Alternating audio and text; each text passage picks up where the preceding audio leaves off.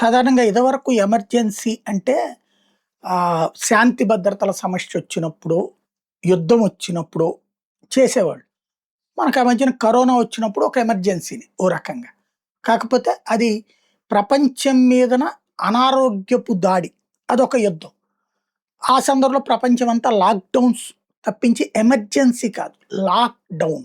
Emergency అంటే మనకెలాంటి హక్కులు ఉండవు. మనకెలాంటి అధికారాలుండవు.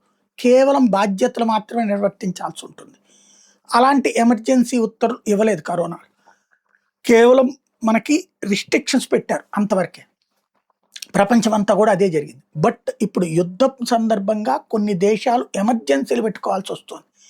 ఇజ్రాయెల్‌కి సంబంధించినటువంటి అణుస్థావరం డెమైనా దగ్గర దెబ్బతిన్నటువంటి సందర్భంలో స్టేట్ ఆఫ్ ఎమర్జెన్సీ అక్కడ ప్రకటించుకుంటే, ఇప్పుడు ఫిలిప్పైన్స్‌లో ఈ ఆయిల్ కొరత పెరిగి, ఆయిల్ ధరలు తట్టుకోలేని పరిస్థితిలో ఉండి సప్లైస్ అందక ఎమర్జెన్సీ ప్రకటించి ఇళ్లలో నుండి పనులు చేసుకోమని చెప్తున్నారు.